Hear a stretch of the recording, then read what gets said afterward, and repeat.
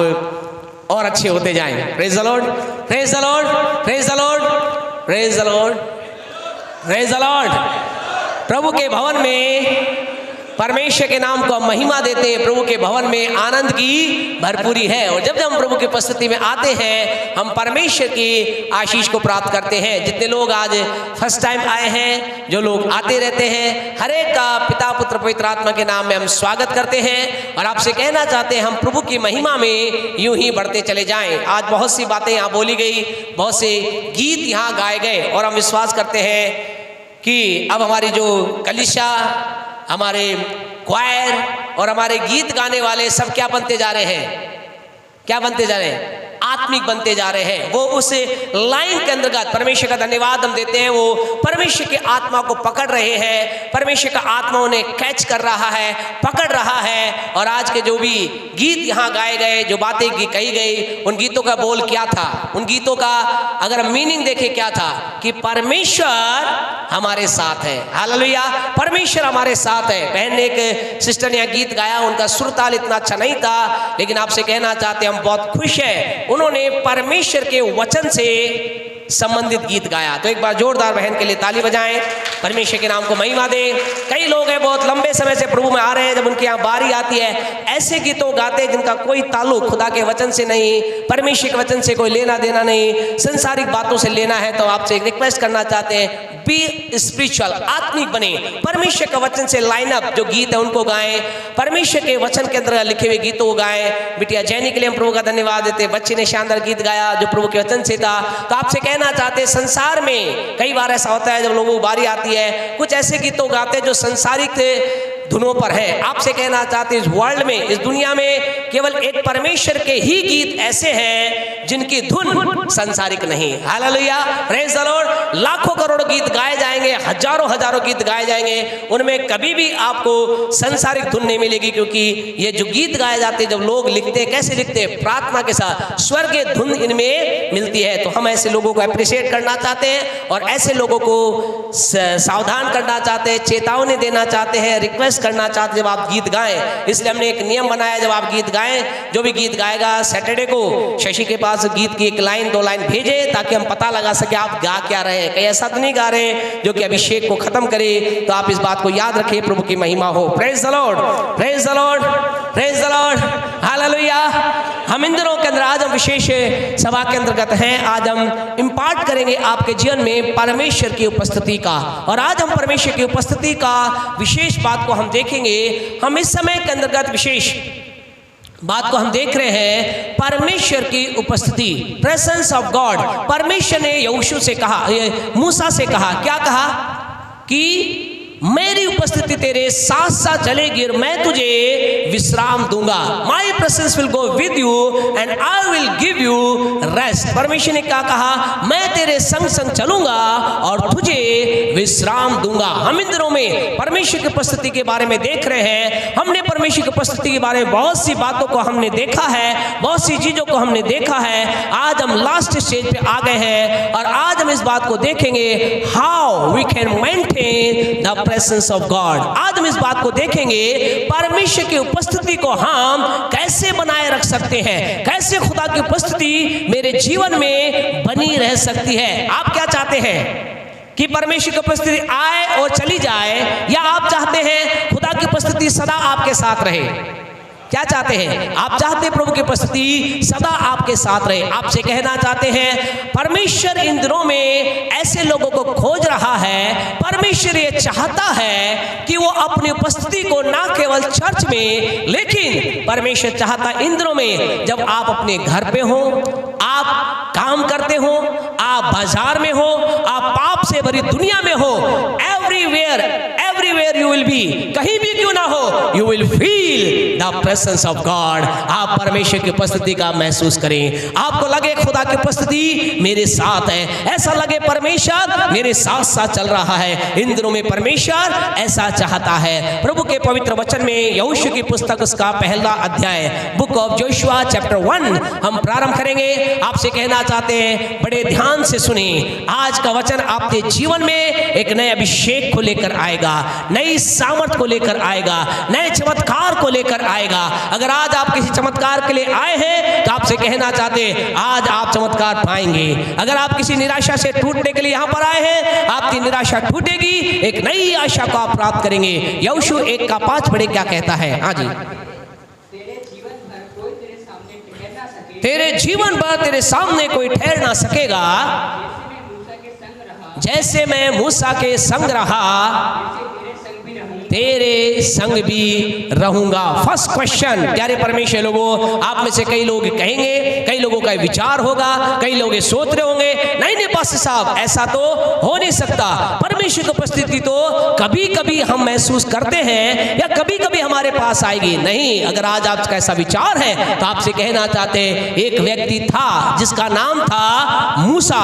मूसा जिस दिन से उसने परमेश्वर को अपना जीवन दिया, जिस दिन से उसने अपने आप को परमेश्वर समर्पित किया, ऐसा लिखा है उसके साथ जीवन भर परमेश्वर मूसा के साथ साथ बना रहा। इसका मतलब परमेश्वर आपके भी साथ बना रह सकता है। इसका मतलब जीवन भर परमेश्वर आपके साथ बना रह सकता है। इस वचन में दूसरी बात परमेश्वर कह रहा है, परमेश्वर यहोशू को कह रहा है, यहोशू डू नॉट वरी, चिंता मत कर, तेरा मन कच्चा ना होने पाए, हियाव बांध, जैसा मैं मूसा के संग रहा मैं तेरे भी संग संग रहूंगा।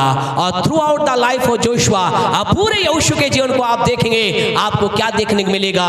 परमेश्वर की उपस्थिति उसके जीवन में मिलेगी। जहां जब वो गया उसने परमेश्वर की उपस्थिति को देखा, जहां जब उसके जीवन में समस्या आई उसने परमेश्वर की उपस्थिति देखा। तो आज की सुबह आपसे कहना चाहते, एक व्यक्ति हुआ जिसने करीब करीब 40 साल तक, जब वो 80 साल का हुआ, 80 साल की उम्र में उसने परमेश्वर के सामने अपने जीवन को समर्पित किया। 80 साल से लेकर 120 साल तक, 40 साल, a long year, he feel, he enjoy, उसने अपने जीवन में महसूस किया, उसने अपने जीवन में आनंद लिया परमेश्वर की उपस्थिति का। और यहाँ पर एक जवान है जिसका नाम क्या है? यहोशू है। उम्र इसके बारे में नहीं लिखी, उन दिनों के अंदर जवानों की मालूम नहीं क्या उम्र होती थी, क्योंकि उन समय में उम्र क्या होती थी लोगों की? 900 साल, 80 साल, 800 साल, है ना, उनकी उम्र 600 साल। तो मालूम नहीं क्या होगा, शायद हो सकता हो 46 साल का होगा, क्योंकि हम 46 के लिए मानते हैं। 46 को खुदा क्या कहता है? क्या कहता है? जवान कहता है। तो हम सोचते हैं शायद 46 ईयर का वो होगा, यहोशू होगा, वो जवान परमेश्वर की उपस्थिति में था।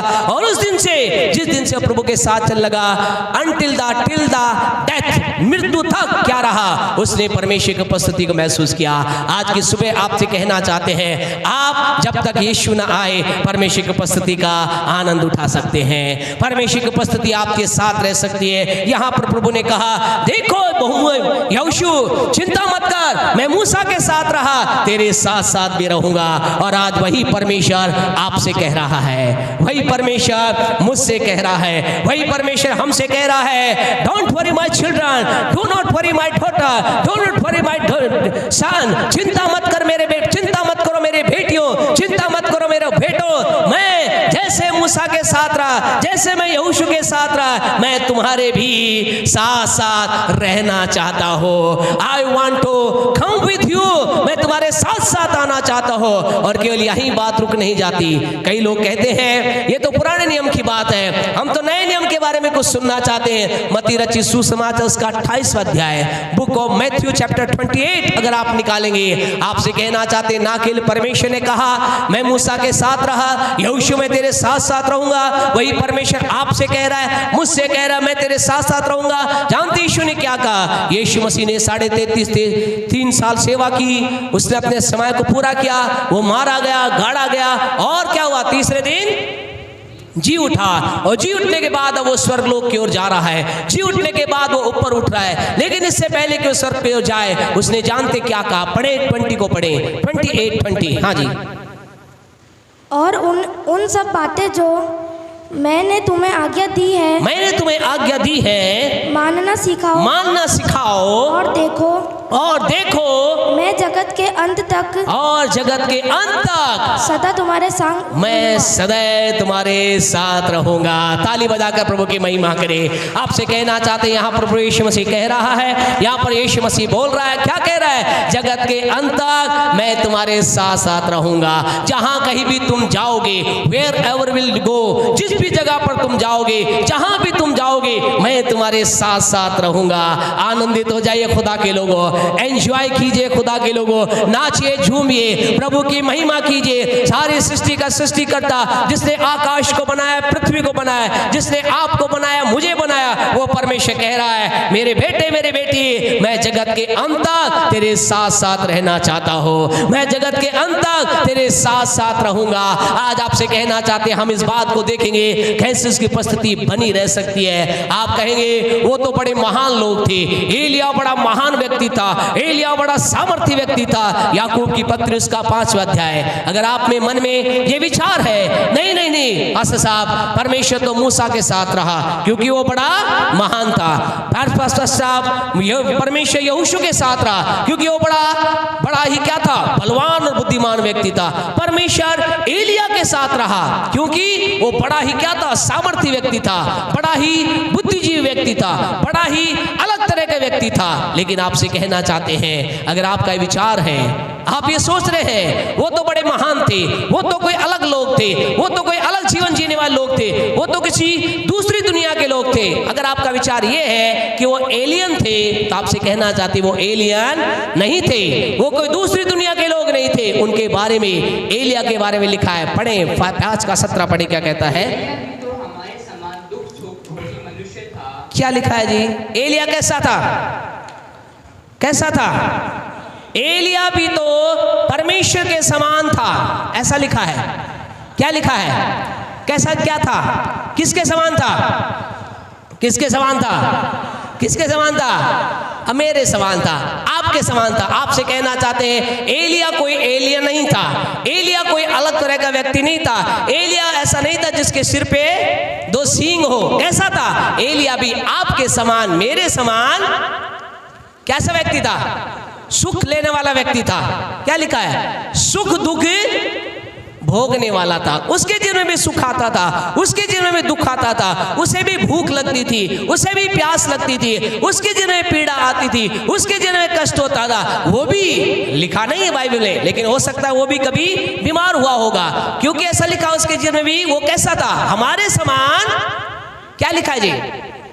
पढ़ बेटा, क्या लिखा है? एलिया भी तो हमारे समान दुख सुख भोगी मनुष्य था, दुख सुख भोगी, उसके जीवन में दुख आता। इसका मतलब अगर उस एलिया जो कि आपके समान था, एलिया जो कि बोले, एलिया जो कि मेरे समान था, यदि परमेश्वर उसके साथ था, परमेश्वर मेरे साथ भी रह सकता है, मेरे साथ भी रह सकता है, मेरे साथ भी रह सकता है। आपसे कहना चाहते हैं खुदा के लोगों, ये परमेश्वर हर एक व्यक्ति के साथ आ सकता है। इसलिए अपने मन से विचार को निकाल दें कि परमेश्वर कुछ महान लोगों के साथ रहता है, परमेश्वर हर एक के साथ आ सकता है। और आज हम देखेंगे परमेश्वर की उपस्थिति कैसे बनी रह सकती है। इन लोगों ने क्या किया? ये बिल्कुल सही बात है। वो कैसे थे? आपके और मेरे समान साधारण व्यक्ति थे, आपके समान मेरे समान दाल रोटी खाने वाले लोग थे, आपके समान मेरे समान ही चलने फिरने वाले लोग थे। लेकिन समथिंग डिफरेंस दे डिड, कुछ उन्होंने अलग किया। और अगर आप भी वैसा करेंगे, तैयार है करने के लिए? रेडी है? तैयार है? अगर आप वो करने के लिए तैयार हैं, आपसे कहना चाहते हैं हम परमेश्वर की उपस्थिति को महसूस करने पाएंगे, हम परमेश्वर की उपस्थिति का आनंद लेने पाएंगे। नंबर 1, पहली बात उन लोगों के जीवन में क्या थी? क्या उनके जीवन में था? क्या मुझे करना होगा? क्या आपको करना होगा? नंबर 1, प्यारे परमेश्वर वो हमें क्या करना होगा? परमेश्वर के साथ, नंबर 1, परमेश्वर के साथ जो वाचा, जो अहद, जो वायदा आपने किया है, उसको आपको पूरा करना होगा। आपसे कहना चाहती हूँ, want to see the presence of God, आप परमेश्वर की उपस्थिति देखना चाहते हैं? कब देखना चाहते हैं? कब देखना चाहते हैं? हर समय देखना चाहते हैं तो आपको और मुझे क्या करना पड़ेगा? What ever wow, what ever promises you है डन और यू है मेक विद गॉड, जो कुछ भी आपने वाचा, जो कुछ भी अहद, जो कुछ भी वचन आपने परमेश्वर के साथ बांधा है, उसे आप पूरा करने के लिए तत्पर हो जाएं। अगर आपने प्यारे परमेश्वर लोग, कई बार ऐसा होता है, दो स्थिति के अंदर व्यक्ति क्या करता है? खुदा से वायदा करता है। जब व्यक्ति जीवन में बड़ी कठिनाई में होता है, जब व्यक्ति बड़ी पीड़ा के अंदर होता है, जब व्यक्ति जीवन के अंदर बड़े निराशा में होता है, वो कई बार परमेश्वर की उपस्थिति में जाता है। प्रभु के पवित्र वचन के अंतर्गत एक स्त्री के बारे में ऐसा लिखा है, उस स्त्री का नाम है हन्ना। ऐसा लिखा है उसके संतान नहीं थी, वो निसंतान थी, वो दिन और रात रोती रहती थी, वो दिन और रात तड़पती रहती थी, वो भूखी रहती थी, वो प्यासी रहती थी।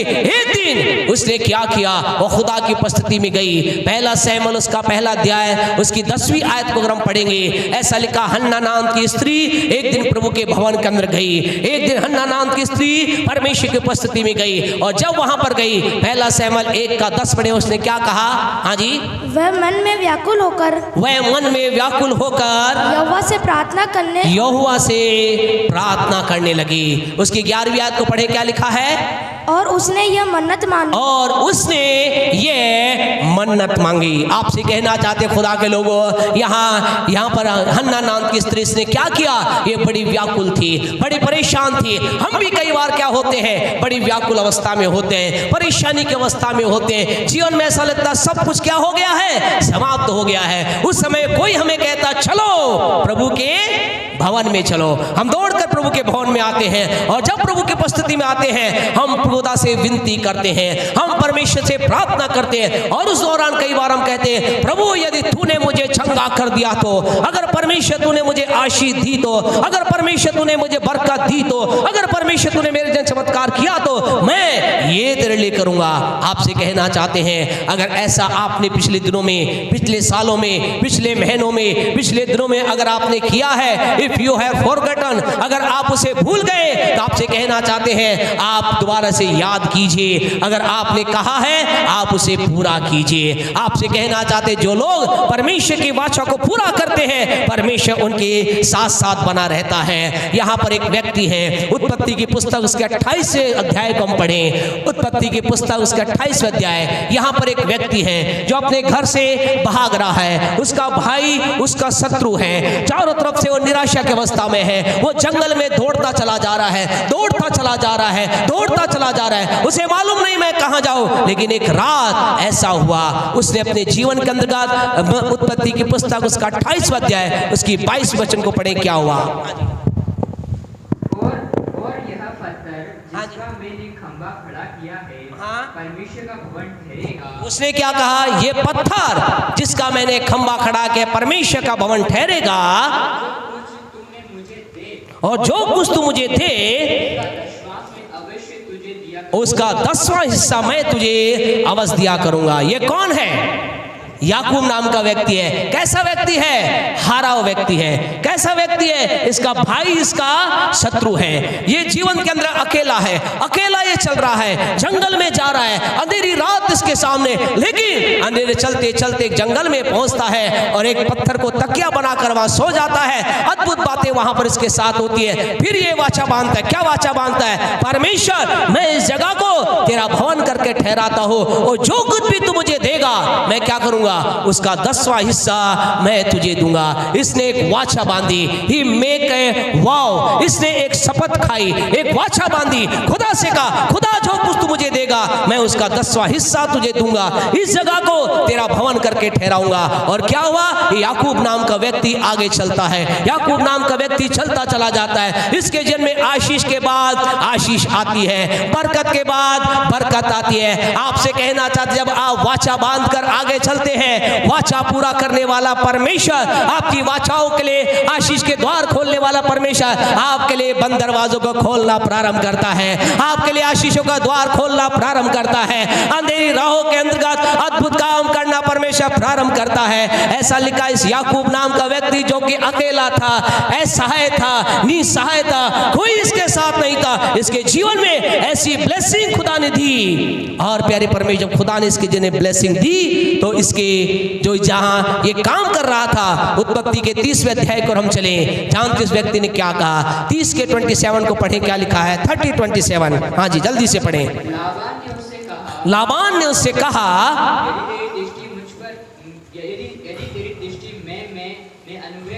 यदि मैंने तेरी दृष्टि में अनुग्रह को पाया है, यहाँ रह जा, क्योंकि मैंने ये जान लिया है परमेश्वर ने तेरे कारण मुझे आशीष दी है। क्या कहा? ये कह रहा मैंने जान लिया है परमेश्वर तेरे साथ साथ है। आई सा, मैंने ये देखा है। आई सी, मैंने देखा है, मैंने देख चुका हूं। क्या देख चुका हो? With you presence of God is with you. तेरे साथ खुदा की उपस्थिति है, तेरे साथ खुदा की उपस्थिति चल रही है, और इस कारण से तू आशीष में हो गया है, तूने बरकत को प्राप्त कर लिया है, तू धनाढ्य हो गया है, तेरे पास बरकत आ गई है। और इतना ही नहीं, तेरे साथ जो परमेश्वर है उस पर, क्योंकि मैं तेरे साथ जुड़ा हुआ हूं, उस परमेश्वर ने जिसके साथ तू जुड़ा हुआ है, तेरे कारण से मेरे जीवन में भी आशीष आ चुकी है। प्यारे परमेश्वर, आपसे कहना चाहता है, लाबान नाम के व्यक्ति ने इस बात को जान लिया, लाबान नाम के व्यक्ति ने इस बात को देख लिया कि व्यक्ति जो कि साधारण था, ये व्यक्ति जो कि असहाय था, ये व्यक्ति जो कि डरपोक था, ये व्यक्ति जो कि अपने भाई से डरकर भागा था, अब मैंने इसके जीवन में देख लिया। क्या देख लिया? मैंने इसके जीवन में देखा है, I see the presence of God. मैंने परमेश्वर की उपस्थिति को इसके साथ देखा है, मैंने खुदा को इसके साथ साथ देखा है। लाबान ने कहा, मैंने इस बात को जान लिया है, तेरे साथ परमेश्वर है, उस परमेश्वर ने तुझे आशीष दी है, और तेरे साथ में जुड़ने के कारण से मैं भी आशीष में हो चुका हूं। आपसे कहना चाहते हैं, याकूब ने क्यों उसके जिन्हें प्रभु की आशीष बनी रही, क्यों उसके जिन्हें ब्लेसिंग आई, क्यों परमेश्वर उसके साथ बना रहा? What was the reason? कारण ये था, उसने वाचा को पूरी किया, उसने जो अहद खुदा से बांधी थी उसको पूरा किया। इतना ही नहीं, लाबान नाम का व्यक्ति ने क्या देखा?